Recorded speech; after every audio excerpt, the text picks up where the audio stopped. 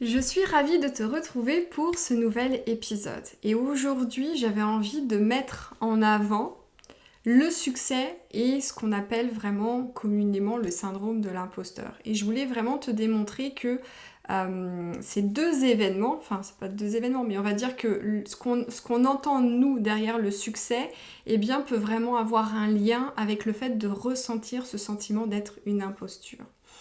En fait, le succès, c'est vraiment notre capacité à vivre notre vie à notre manière, selon nos propres règles, selon ce qui résonne à l'intérieur de nous.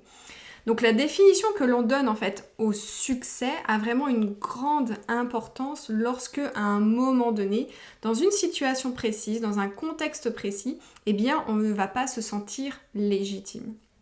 Notre sentiment d'imposture, il est intimement lié à la définition que nous donnons au succès, car le succès fait partie de ces quelques termes où vraiment on peut mettre notre propre définition. On a vraiment notre propre appréhension de ce qu'est le succès pour nous. On a tous et toutes finalement une vision derrière le succès. Donc je t'invite là maintenant tout de suite à te demander qu'est-ce que le succès pour moi? Qu'est-ce qui fait qu'à un moment donné dans ma vie, et peut-être que tu l'as très certainement déjà ressenti, qu'est-ce qui fait que pour moi, le succès est là? Lorsqu'on ressent la peur de briller, de rayonner, de réussir, lorsqu'on est vraiment dans ces sentiments-là désagréables, on est vraiment en train de douter de soi. On doute de nos aptitudes, on doute de nos capacités. Est-ce que je le mérite vraiment? Est-ce que je vais être en capacité de gérer ça? Et c'est souvent, encore une fois, ce sentiment d'imposture, on le ressent encore plus quand on est en période de transition professionnelle. Et moi qui accompagne principalement les personnes à faire cette bascule entre le salariat et l'entrepreneuriat, c'est souvent des périodes de transition professionnelle où justement on ressent ce sentiment de ne pas être légitime d'exercer peut-être un nouveau métier ou d'exercer cette profession, ou au contraire de ne pas être légitime d'endosser bien cette casquette de chef d'entreprise. En effet, pour certaines personnes, le succès il peut être intimidant, voire même terrifiant. D'ailleurs, Nelson Mandela, dans un de ses discours qui a été repris par Marianne Williamson, disait justement que notre peur la plus profonde, eh bien, c'est celle de briller. On a peur de notre propre lumière. Textuellement, il disait que notre peur la plus profonde est d'être puissant. Au-delà de toute limite, c'est notre propre lumière et non pas notre obscurité qui nous effraie le plus. Et pourtant, à la lecture de ça, on comprend aisément qu'on est quand même nombreux et nombreuses à ressentir un profond désir de réussir. Ce qui se passe, c'est que les femmes derrière le terme de succès, elles en ont une définition beaucoup plus nuancée. Derrière le succès, aujourd'hui, c'est vraiment une définition très patriarcale. On retrouve essentiellement le trio pouvoir, argent, puissance. Donc rien que dans ces termes-là, ça nous évoque beaucoup l'énergie masculine. Et donc les femmes, elles se retrouvent pas forcément derrière cette définition du succès. C'est beaucoup plus nuancé chez la femme.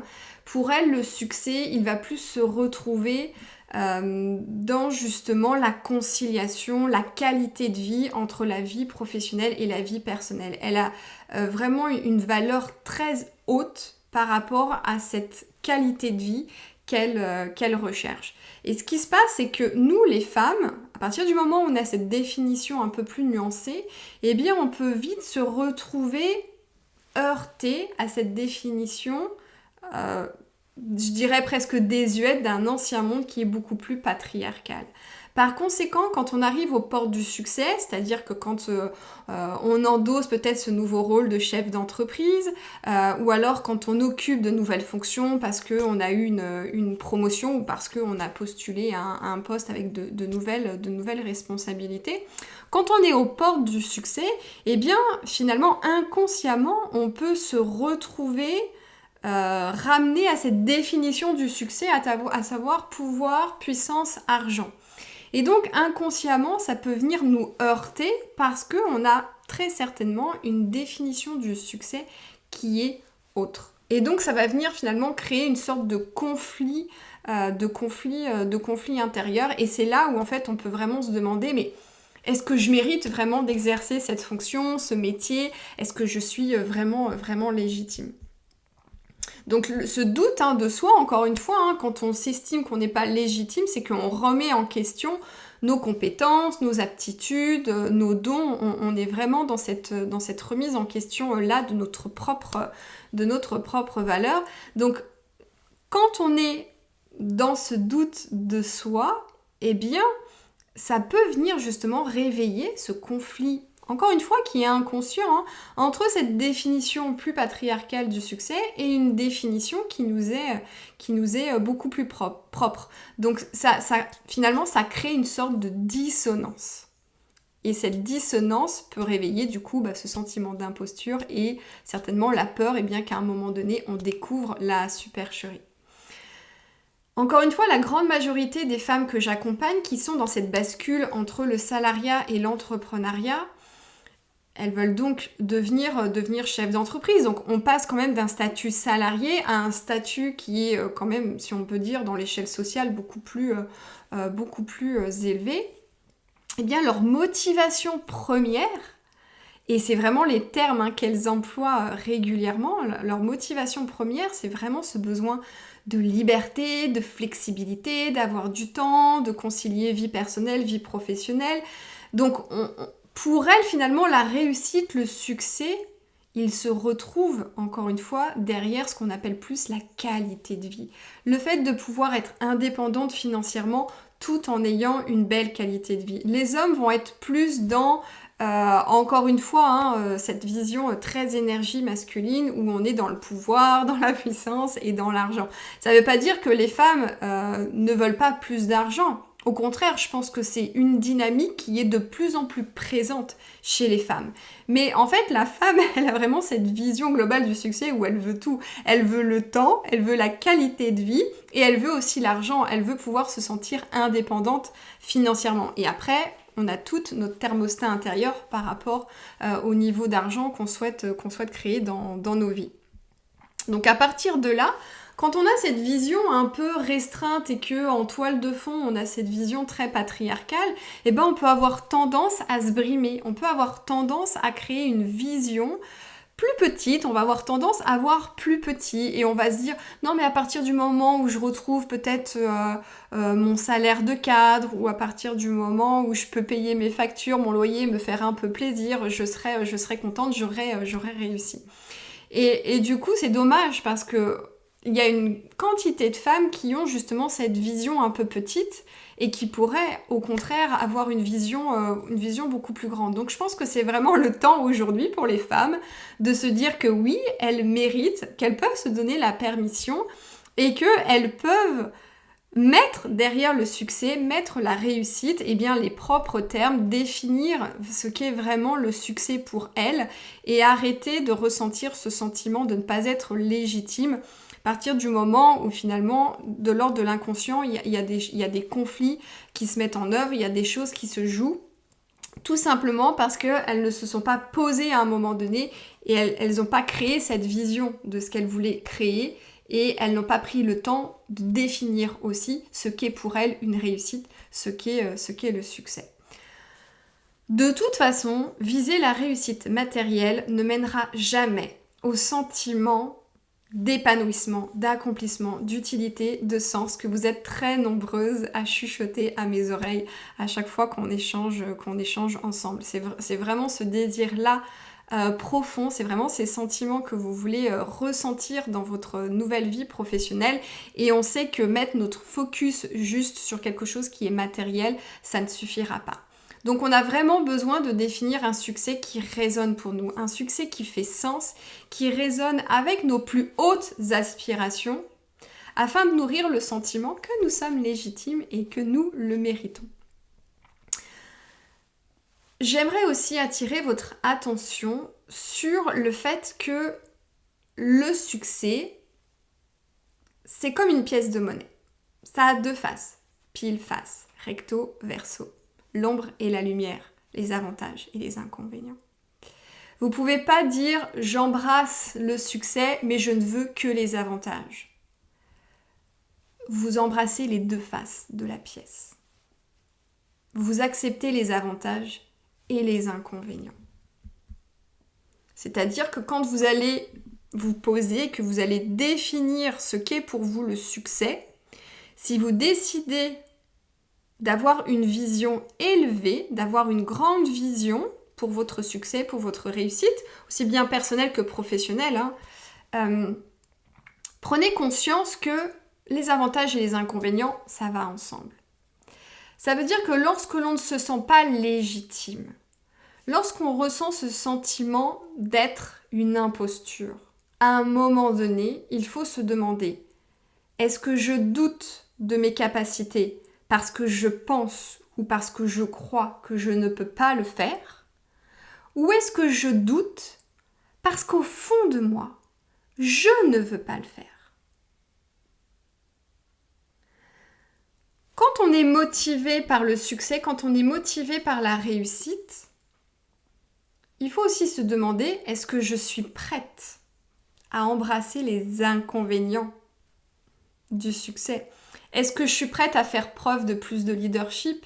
Est-ce que je suis prête à embrasser ma complétude, à plonger dans mes ombres pour pouvoir à chaque fois me libérer de ce qui est nécessaire de se libérer pour pouvoir avancer? Est-ce que je suis prête à poser des vraies limites? Est-ce que je suis prête aujourd'hui à affirmer mes besoins et mes aspirations, mes désirs de façon affirmée, de façon beaucoup plus affirmée?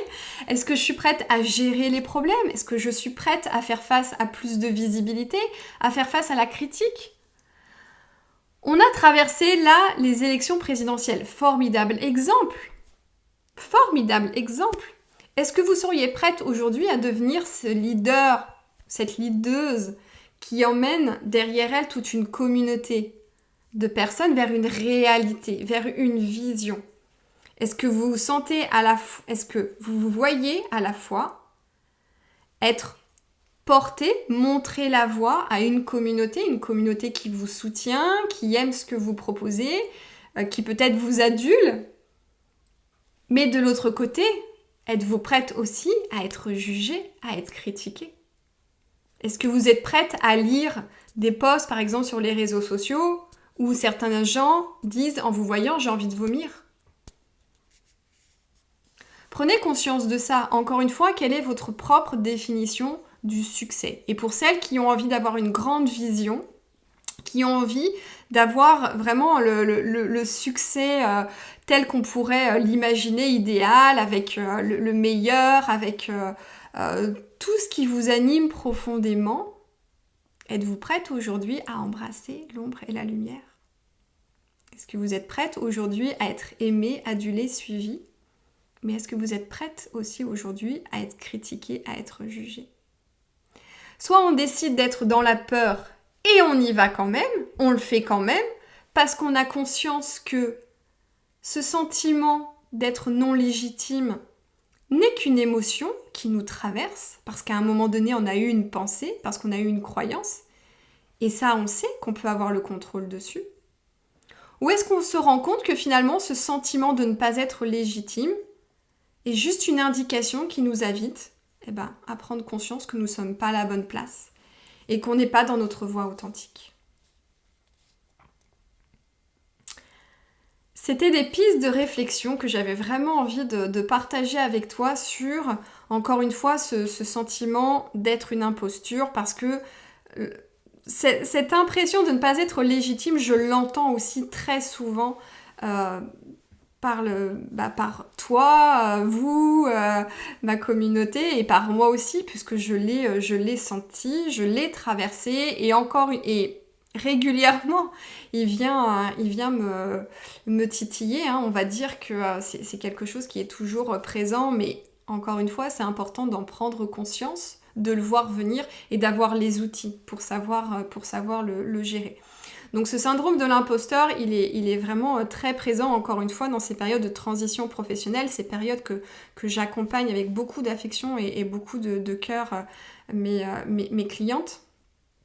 Donc c'est prendre conscience que derrière ça, se joue aussi ce qu'on entend de nous derrière la définition du succès.